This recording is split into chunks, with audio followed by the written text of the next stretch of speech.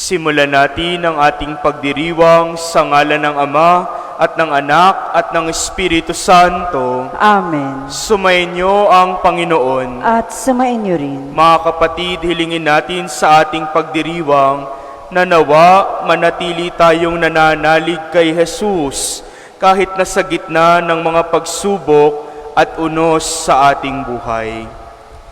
Aminin muna natin ang ating mga pagkukulang at pagkakasala at dumulog tayo sa Diyos ng awa.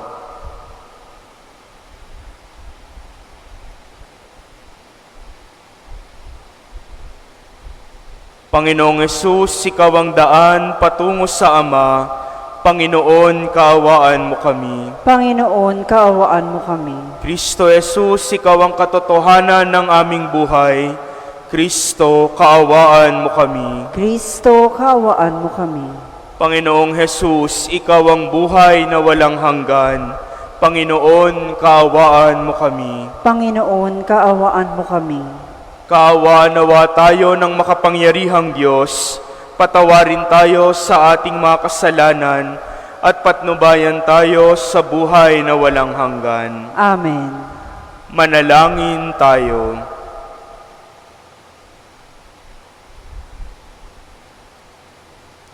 Ama naming makapangyarihan, ang mga sumasampalataya sa iyo ay iyong binuhay sa tubig ng binyag na pinagsilangan. Lingapin mong lagi ang mga isinilang kay Kristo, ngayong ang kasalan at kamatay ay kanyang natalo, upang ang mga bininyagan ay manatili sa pagpapala mo.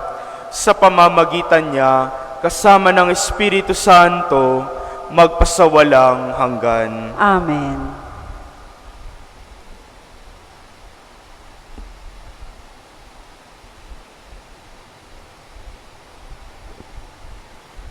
Pagbasa mula sa mga gawa ng mga apostol. Noong mga araw na iyon, naging matiwasay ang simbahan sa buong Judea, Galilea at Samaria. Ito'y tumatag at lumaganap sa tulong ng Espiritu Santo at namuhay na may pagkatakot sa Panginoon. Naglalakbay noon si Pedro upang dumalaw sa mga kapatid sa pananampalataya. Sa pagdalaw niya sa mga kapatid sa Lida, natagpuan niya roon ang isang lalaking nagngangalang Eneas. Ito'y paralitiko at 8 taon nang nararatay. Eneas, ani Pedro, pinagagaling ka ni Jesucristo. Tumindig ka't ayusin mo ang iyong higaan. At tumindig siya agad. Nakita siya ng lahat na naninirahan sa Lida at Saron at nanampalataya sila sa Panginoon. Sa Jope naman, may isang alagad na babae, ang pangalay Tabita. Sa Griego, ang kanyang pangalan ay Dorcas, na ang ibig sabihin usa. Ginugugol niya ang kanyang panahon sa paggawa ng mabuti at pagkakawang gawa. Nang mga araw na iyon, siya ay nagkasakit at namatay. Nang mapunasan na ang bangkay, ito'y binurol sa silid sa itaas. Di kalayuan sa Jope ang Lida. Nang mabalitaan ng mga alagad na naroon si Pedro, inutusan nila ang 2 lalaki upang siya ay pakiusapang pumunta agad sa Jope. Sumama naman sa kanila si Pedro. Pagdating doon, dinala siya sa silid sa itaas. Agad lumapit sa kanyang mababaing balo na nanangis at ipinakikita ang mga balabal at mga damit na ginawa ni Dorcas nung ito'y nabubuhay pa. Pinalabas ni Pedro ang lahat, siya'y lumuhod at nanalangin. Pagkatapos, humarap siya sa bangkay at sinabi, "Tabita, bumangon ka." Dumilat si Tabita at naupo nang makita si Pedro. Hinawakan ni Pedro ang kanyang kamay at tinulungan siyang tumindig. Pagkatapos, tinawag niya ang mga banal at ang mga babaeng balo at tinarap sa kanila si Dorcas na buhay na. Nabalita ito sa buong Jope, kaya't marami ang sumampalataya sa Panginoon.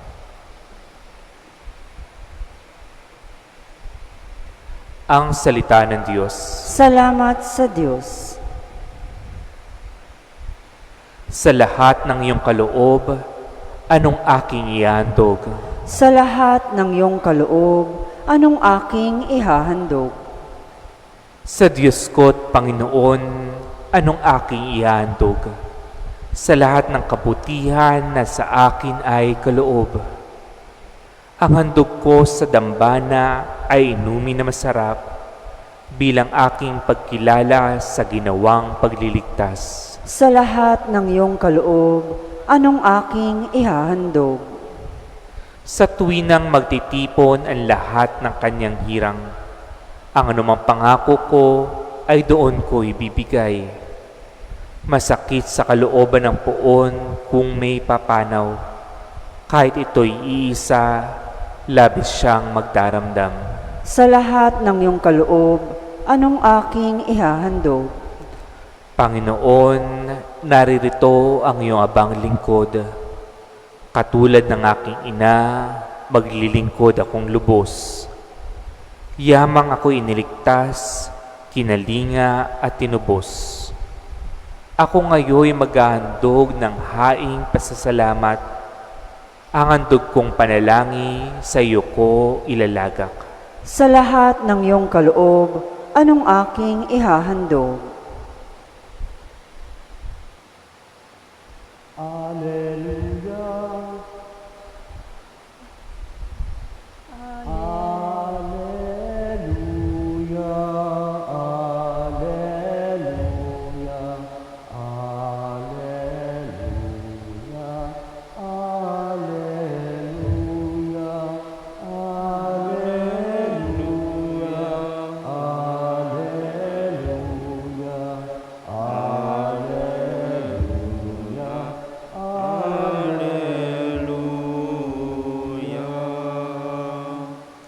Espiritong bumubuhay, ang salita mo may kapal, buhay mo ang tinataglay.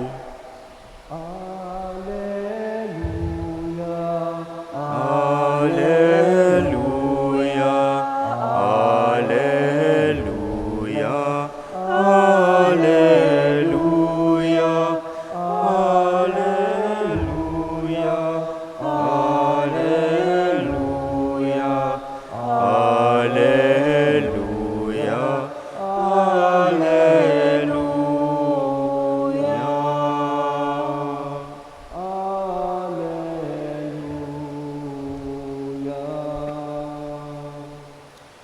Sumainyo ang Panginoon. At sumaiyo rin, Ang mabuting balita ng Panginoon ayon kay San Juan. papuri sa iyo, Panginoon. Noong panahong iyon, marami sa mga alagad ang nagsabi, "Mabigat na pananalita ito. Sino ang makatatanggap nito?" Alam ni Jesus na nagbubulong-bulungan ang kanyang mga alagad tungkol dito, kaya't sinabi niya, "Dahil ba rito'y tatalikuran na ninyo ako? Gaano pa kaya kung makita ninyong umaakyat ang anak ng tao sa dati niyang kinaroroonan? Ang Espiritu ang nagbibigay buhay. Hindi ito magagawa ng laman. Ang mga salitang sinasabi ko sa inyo ay espiritu at buhay. Ngunit may ilan sa inyong hindi nananalig sa akin, sapagkat talastas ni Jesus buhat pa noong una kung sino-sino ang hindi nananalig sa Kanya at kung sino ang magkakanulo sa Kanya." Idinugtong pa niya, "Iyan ang dahilan kaya ko sinabi na walang makalalapit sa akin malibang loobin ng Ama. Mula nooy marami sa kanyang mga alagad ang tumalikod at hindi na sumama sa kanya. Kaya tinanong ni Jesus ang 12, "Ibig din ba ninyong umalis?" Sumagot si Simon Pedro, "Panginoon, kanino po kami pupunta? Nasa inyo ang mga salitang nagbibigay ng buhay na walang hanggan. Naniniwala kami at ngayon natitiyak naming kayo ang banal ng Diyos."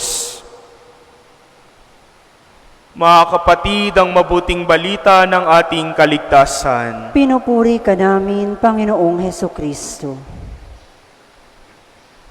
Magandang umaga po sa inyong lahat, mga kapatid.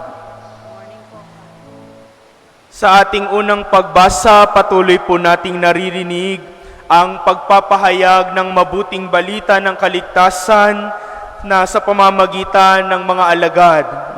Matapos na mabuhay si Jesus at umakyat sa langit, ipinagpatuloy ng mga alagad ang kanilang misyon na ipahayag ang pangalan ni Jesus, na ibahagi sa iba ang kwento ng kaligtasan sa pamamagitan ni Hesukristo. At narinig natin sa unang pagbasa ang isa na namang himala at milagrong ginawa ni Apostol San Pedro sa mga taga Galilea at Samaria. Naglilibot sa Judea si San Pedro para ipahayag ang mabuting balita ng kaligtasan. At hindi lang ito sa pamamagitan ng salita. Nakita natin kung paano niya pinagaling ang isang paralitiko sa pangalan ni Hesukristo. Gayon din naman, hindi lang isang paralitiko, bumuhay din siya ng patay sa pangalan ni Hesukristo. At anong sabi ng unang pagbasa? Napakarami ang sumasampalataya, naniniwala at sumusunod kay Jesus dahil sa mga kababalaghang ginagawa ng mga apostol. Tunay nga, napakadaling sumunod sa buhay kapag may magandang naidudulot sa buhay natin. Madaling sumunod sa Panginoon, madaling sumamba, madaling magpuri sa Kanya kapag may mga milagro, may mga kababalaghan, mayroong magagandang naidudulot sa ating pamumuhay. Pero magandang tanungin natin ang ating sarili. Paano kung ang nangyayari ay hindi na naaayon sa kagustuhan natin? Paano kung ang kalooban ng Diyos ay hindi na naaayon sa plano natin sa ating buhay? Paano na pag hindi na masaya, pag puro paghihirap at pagdurusa na, susunod ka pa ba sa Panginoon? Mananalig at magtitiwala ka pa ba kay Jesus? Maganda yung tanong ni Jesus sa Ebanghelyo, kayo din ba? Iiwan din ba ninyo ako? Pag hindi na masaya, pag mahirap na ang pagsunod sa Panginoon, iiwan din ba natin si Jesus? Kapag ang sinasabi ng Diyos sa panalangin natin ay yung hindi natin gustong marinig, iiwan din ba natin ang Panginoon? Mga kapatid, ito ang hamon sa bawat isa sa atin, na sana ang pagsunod natin kay Jesus ay hindi nakaayon sa kung anong nararamdaman natin. Hindi lang nakaayon sa kagustuhan natin. Bagkus ang pagsunod natin kay Jesus ay bunga ng ating pananalig, pagtitiwala at pagsampalataya sa Kanya. Na kahit nasa gitna na ng mga pagsubok at paghihirap, lalong-lalo na sa mga panahon na ang mga nangyayari sa buhay natin ay hindi na masaya at hindi na naaayon sa plano natin, mas lalo tayong magtiwala at maniwala kay Jesus.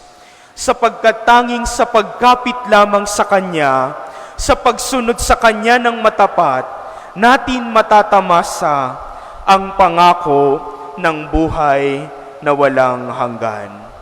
Napakaganda ng sinabi ni San Pedro sa Panginoon, Panginoon, kanino po kami pupunta?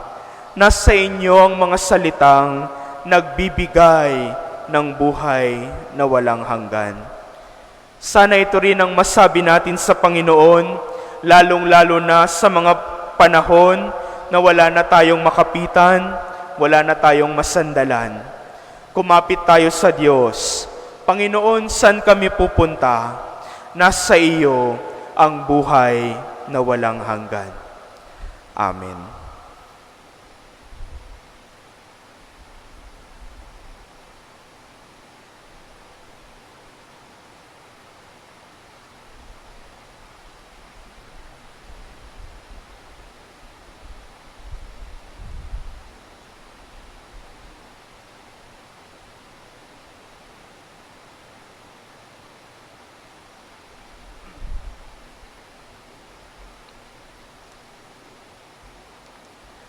Inihahatid sa atin ni Kristo ang mga salitang nagbibigay ng buhay na walang hanggan, at tayo'y nananalig at sumasampalataya sa Kanya.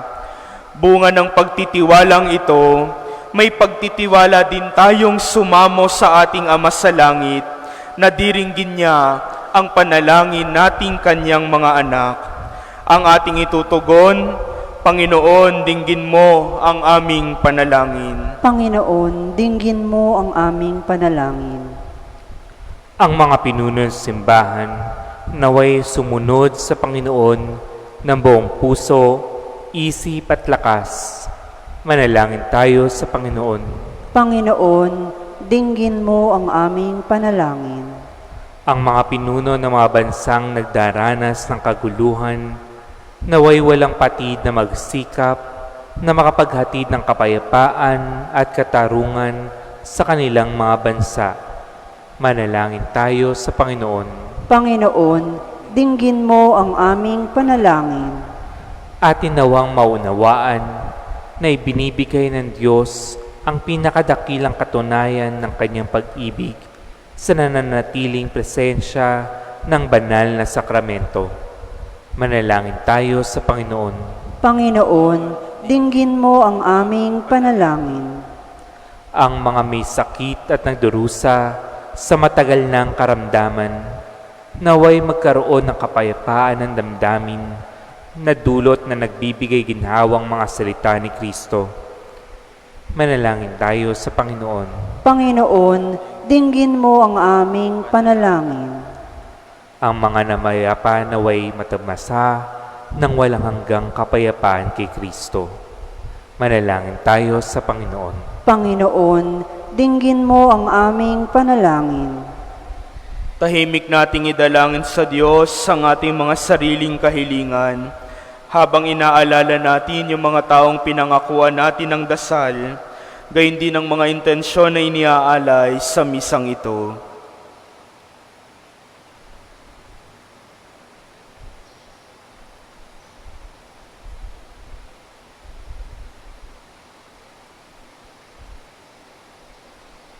Manalangin tayo sa Panginoon. Panginoon, dinggin mo ang aming panalangin. Ama naming nasa langit, dinggin mo ang panalangin ng iyong mga anak. Nasa iyong anak na si Jesus ang salita ng buhay, at wala kaming ibang pupuntahan kundi sa Kanya. Iniaalay namin ang mga panalangin at pagsusumamong ito na may buong pagtitiwala at pananampalataya sa pangalan niya, na nabubuhay at nagahari magpasawalang hanggan. Amen.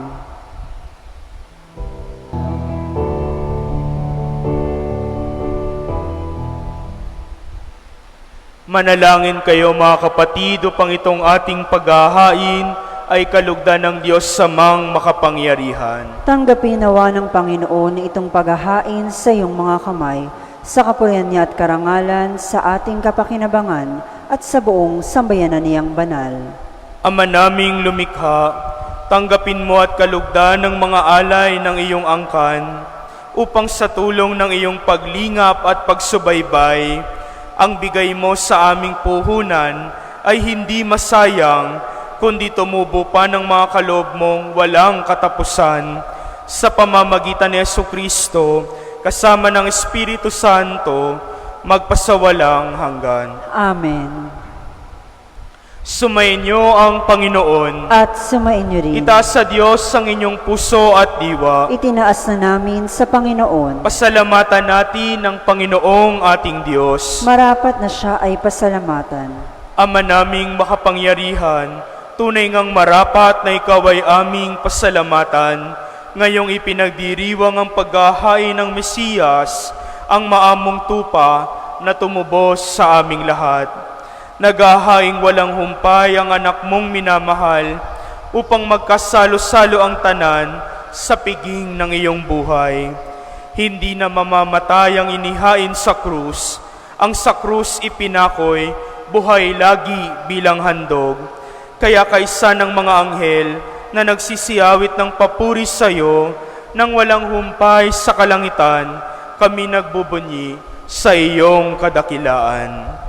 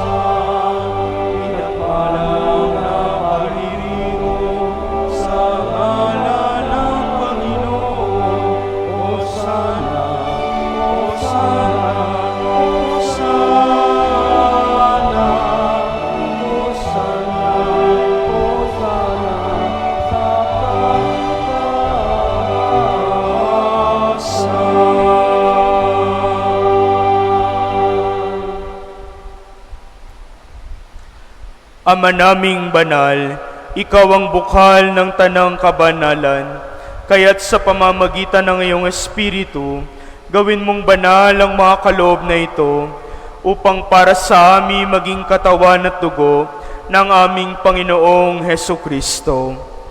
Bago niya pinagtiis ang kusang loob na maging handog, hinawakan niya ang tinapay, pinasalamatan kanya, pinaghati-hati niya iyon, iniabot sa kanyang mga alagad at sinabi, "Tanggapin ninyong lahat ito at kanin. Ito ang aking katawan na ihahandog para sa inyo."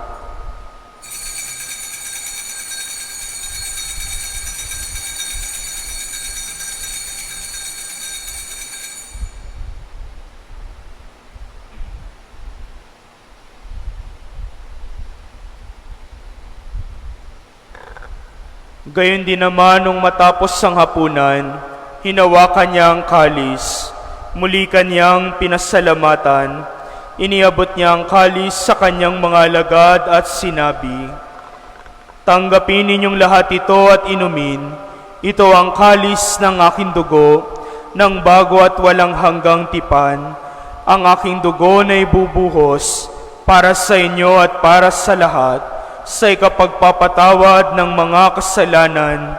Gawin ninyo ito sa pag-alala sa akin."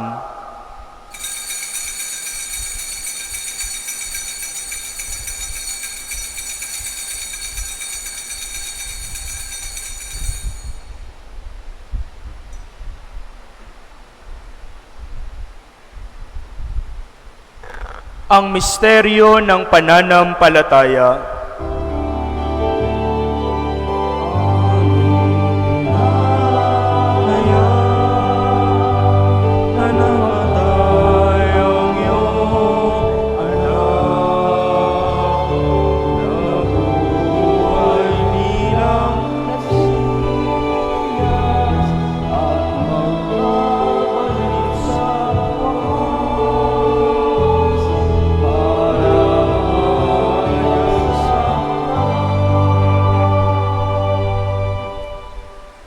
Ama, ginagawa namin ngayon ang pag-alala sa pagkamatay at muling pagkabuhay ng iyong anak. Kaya tiniaalay namin sa iyo ang tinapay na nagbibigay buhay, at ang kalis na nagkakaloob ng kaligtasan. Kami ay nagpapasalamat dahil kami iyong minarapat na tumayo sa harap mo para maglingkod sa iyo. Isinasamo namin kaming magsasalo-salo sa katawan at dugo ni Kristo ay mabuklod sa pagkakaisa sa pamamagitan ng Espiritu Santo. Ama, lingapin mo ang iyong simbahang laganap sa buong daigdig. Puspusin mo kami sa pag-ibig. Alalahanin mo rin ang mga kapatid naming nahimlay nang may pag-asang sila'y muling mabubuhay, gayon din ang lahat ng mga pumanaw.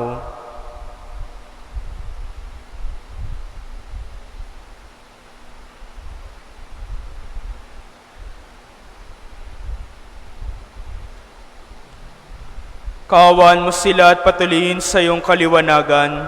Kaawaan mo at pagindapatin kaming lahat na makasalo sa kanyang buhay na walang wakas. Kaysa ng mahal na Birheng Maria na ina ng Diyos, ng kabiyak ng kanyang pusong si San Jose, kaysa ng mga apostol, ni Santa Teresita ng Lisieux, Padre Pio, San Carlos Borromeo, Mother Teresa at ng lahat ng mga banal na namuhay dito sa daigdig ng kalugod-lugod sa iyo, may pagdiwang nawa namin ang pagpupuri sa ikararangal mo sa pamamagitan ng iyong anak na aming Panginoong Hesukristo. Sa pamamagitan ni Kristo, kasama niya at sa Kanya, ang lahat ng parangal at papuri ay sa iyo, Diyos samang makapangyarihan, kasama ng Espiritu Santo, magpasawalang hanggan.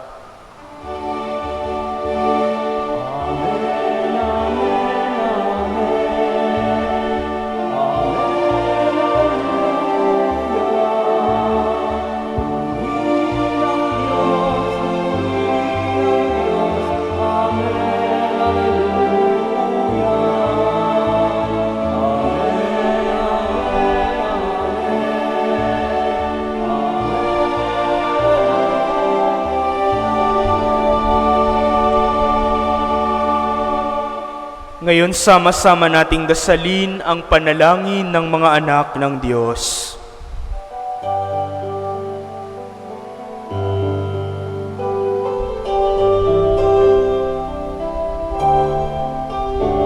Ama namin, sumasalangit ka, sambahin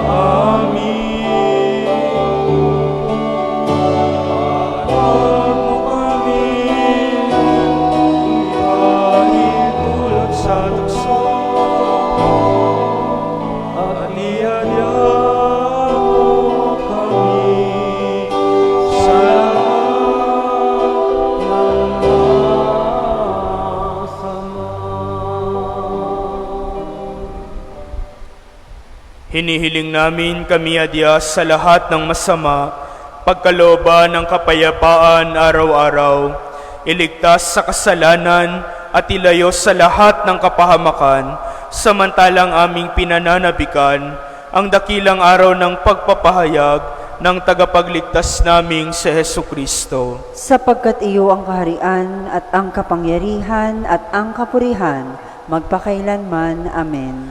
Panginoong Hesu Kristo, sinabi mo sa iyong mga apostol, kapayapaan ang iniiwan ko sa inyo, ang aking kapayapaan ang ibinibigay ko sa inyo. Tunghayan mo ang aming pananampalataya at huwag ang aming pagkakasala. Pagkalooban mo kami ng kapayapaan at pagkakaisa ayon sa iyong kalooban, kasama ng Espiritu Santo, magpasawalang hanggan. Amen. Ang kapayapaan ng Panginoong muling nabuhay, naway laging sumainyo. At sumayo rin. Magbigayan kayo ng kapayapaan sa isa't isa.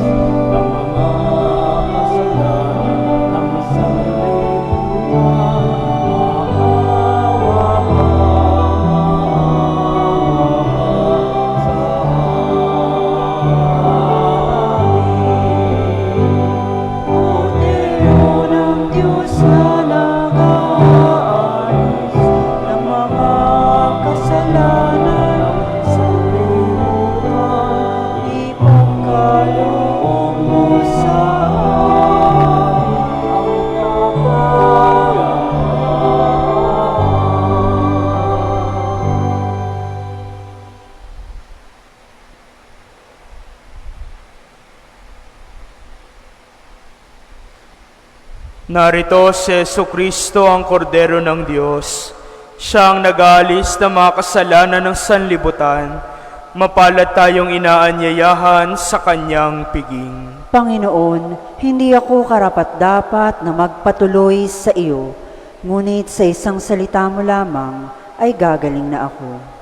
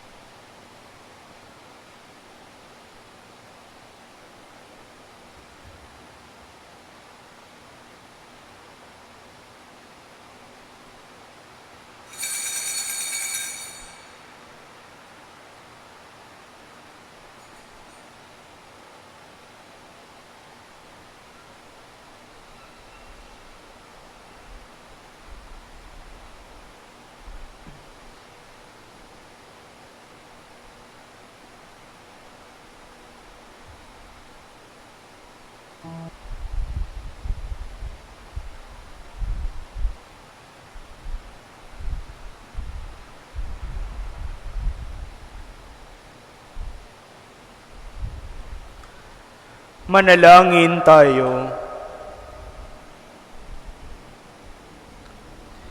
Ama naming mapagmahal, ipagpatuloy mo ang iyong matapat na pagsubaybay sa iyong mga dinudulutan ng kaligtasan upang ang mga ipinagpakasakit na sagapin ng iyong anak ay makinabang sa pagkabuhay niyang nagbibigay galak sa pamamagitan niya kasama ng Espiritu Santo, magpasawalang hanggan. Amen. Sumainyo ang Panginoon At sumaiyo rin. at pagpalain kayo at ang inyong pamilya ng ating mapagmahal na Diyos, Ama, Anak at Espiritu Santo. Amen. Tapos na ang ating pagdiriwang, humayo kayong nananalig kay Kristong muling nabuhay. Aleluya, aleluya. Salamat sa Diyos. Aleluya, aleluya.